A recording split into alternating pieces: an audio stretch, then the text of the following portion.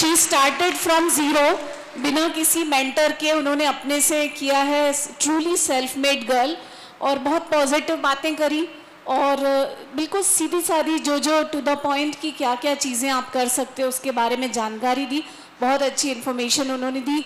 I am sure कि बहुत सारे लोग उनसे कनेक्ट होंगे और मोटिवेट होंगे और आगे अपना इसी तरह का कुछ ना कुछ काम शुरू करेंगे अपने इंटरेस्ट के हिसाब से और सोसाइटी और देश के लिए कुछ कंट्रीब्यूट करने के हिसाब से, दोनों चीज़ों के हिसाब से।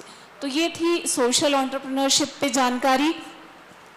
अब इसके बाद इस सत्र में जो अगले वक्ता हैं जिन्हें मैं आमंत्रित करूंगी, श्री आर.बी. सिंघन धुपे जी।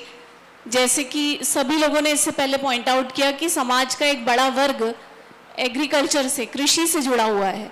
तो कृषि मतलब सिर्फ खेत में जाके उपज बनाना उतना ही नहीं है, बल्कि वो एक उद्योग व्यवसाय हो सकता है। वो कैसे हो सकता है और कृषि उद्यमिता से भारत के आर्थिक विकास में कैसे महत्वपूर्ण योगदान दिया जा सकता है, इसके बारे में श्री आर.बी. सिंघन धुपे जी मार्गदर्शन करेंगे।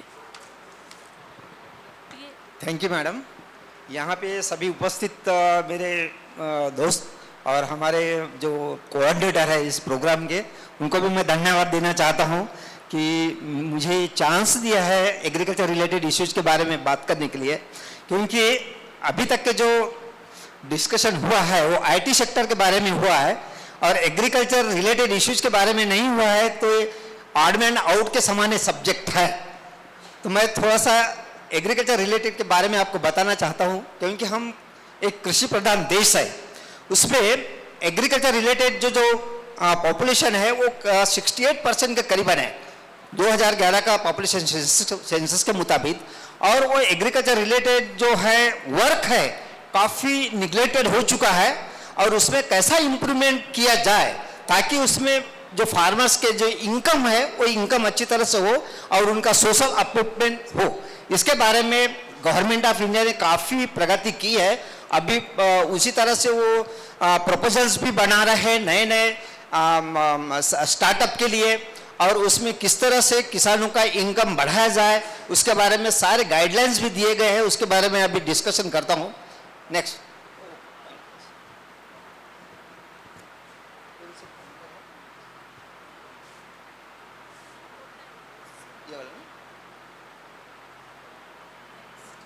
अच्छा नेक्स्ट।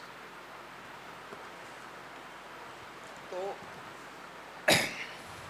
ये स्टेट गवर्नमेंट जो है बहुत सारे एग्रीकल्चर रिलेटेड इश्यूज के बारे में काम करते हैं, उसको फाइनेंशियल सपोर्ट देने का काम जो है मिनिस्ट्री ऑफ एग्रीकल्चर और फार्मर्स वेलफेयर ये फाइनेंस देता है, और उसके बाद में स्टेट एग्रीकल्चर डिपार्टमेंट उसको इम्प्लीमेंट करते हैं depending upon the situation which is available.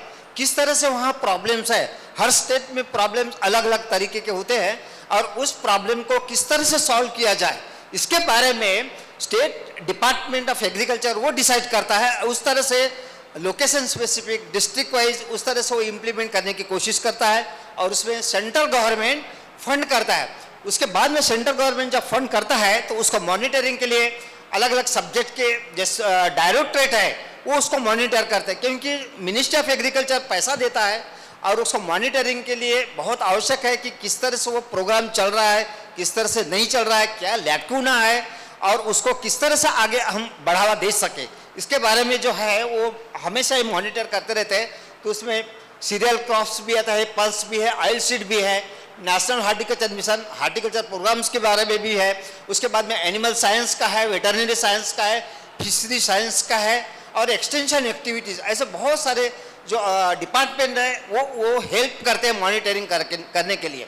उस तरह से क्या है कि जब पैसा दिया जाता है तो स्टेट गवर्नमेंट जो इम्प्लीमेंट करता है उसके बावजूद भी यदि कोई स्पेसिफिक प्रोग्राम है उस स्पेसिफिक प्रोग्राम को इम्प्लीमेंट करना है उसके लिए फाइनेंशियल सपोर्ट है, वो भी एक वर्ल्ड बैंक भी देते हैं, आसियान डेवलपमेंट बैंक भी पैसा फंड करता है। यदि प्रोजेक्ट जो है प्रोपोजल जो है प्रोजेक्ट का प्रोपोजल जो अच्छा सॉलिड है, really it is very much worthful to the farmers, तो उसके बारे में भी फिर वर्ल्ड बैंक भी पैसा देता है, आसियान डेवलपमेंट भी पैसा देता है।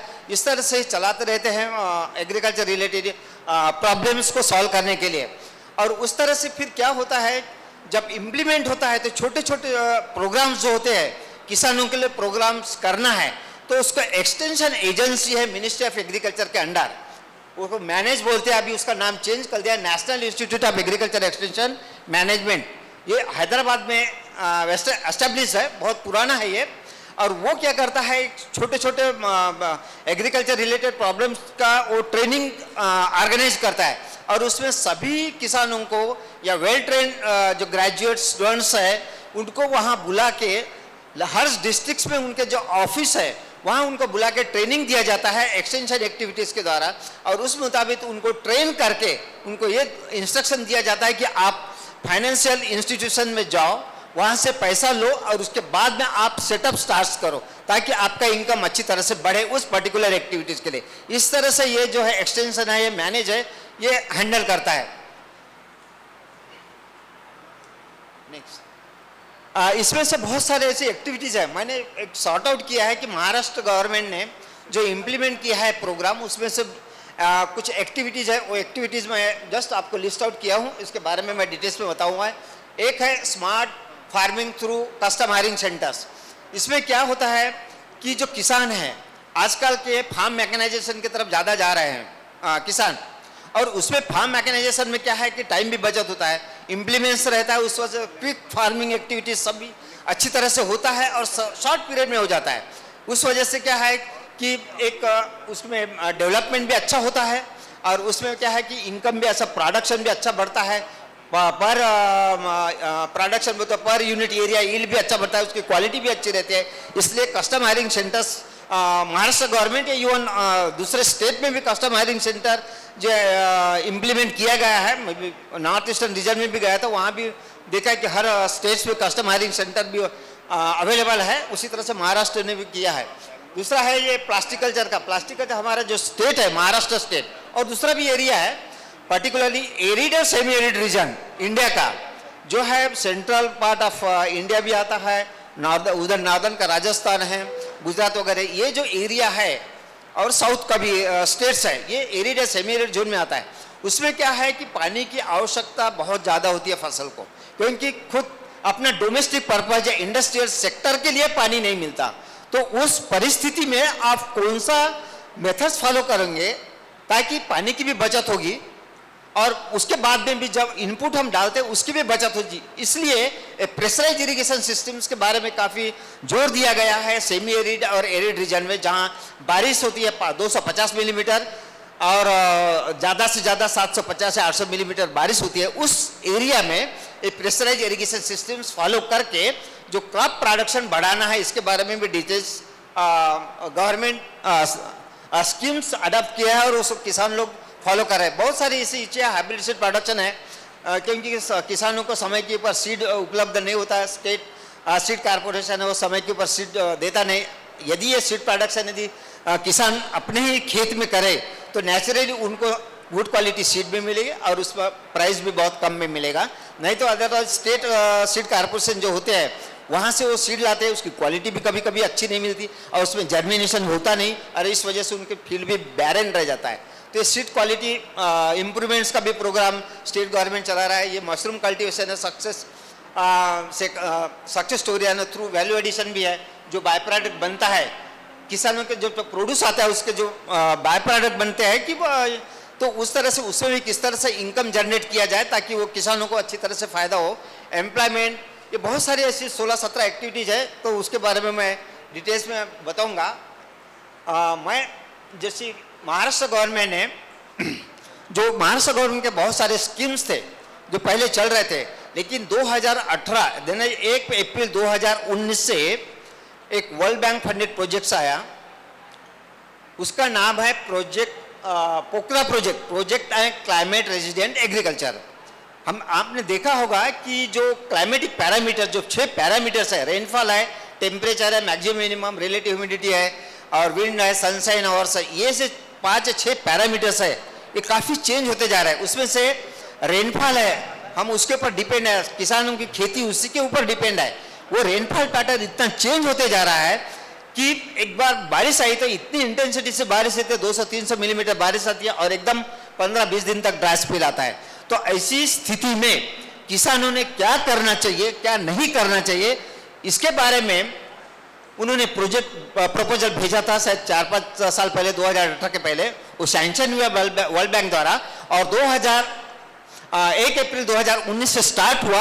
अब ये 5 साल पूरे हो गए, 31 मार्च 2024 को। उसमें मैं एज ए कंसल्टेंट करके काम कर रहा था, और उसमें मेरा काम था मॉनिटरिंग करने का। जो एक्टिविटीज है, 21 एक्टिविटीज है हर डिस्ट्रिक्ट में, यदि 15 डिस्ट्रिक्ट है, उसमें 5218 विलेजेस है, और जिस किसानों की जो लैंड है वो 5 एकड़ से नीचे है, उनको ये सारे बेनिफिट दिए गए हैं। उसमें उसका उपयोग उन्होंने किस तरह से किया, उसका इम्पैक्ट कैसा आया है, इसका मॉनिटरिंग के लिए मैं 4 साल तक था, और उसमें मैं मॉनिटर किया है, तो काफ़ी अच्छा इम्पैक्ट मिला है, पर्टिकुलरली 3 या 4 सेक्टर में।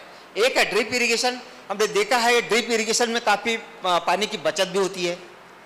अब क्रॉप वाइज करेंगे तो क्रॉप वाइज में एक शुगर केन क्रॉप है, 42% बचत होता है शुगर केन क्रॉप में। यदि आप पानी पट्ट पद्धति मराठी में बोलते हैं, हम बोलते हैं उसको फ्लड इरिगेशन सिस्टम या सरफेस इरिगेशन सिस्टम या रीजन फॉर इरिगेशन सिस्टम।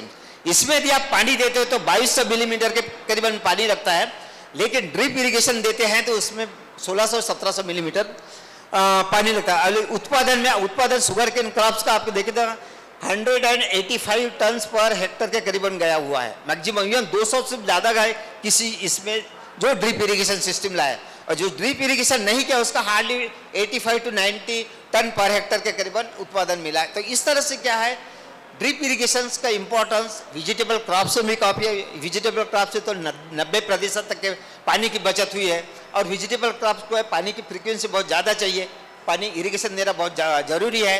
तो इस वजह से ड्रिप इरिगेशन सिस्टम और दूसरे भी माइक्रो स्प्रिंकलर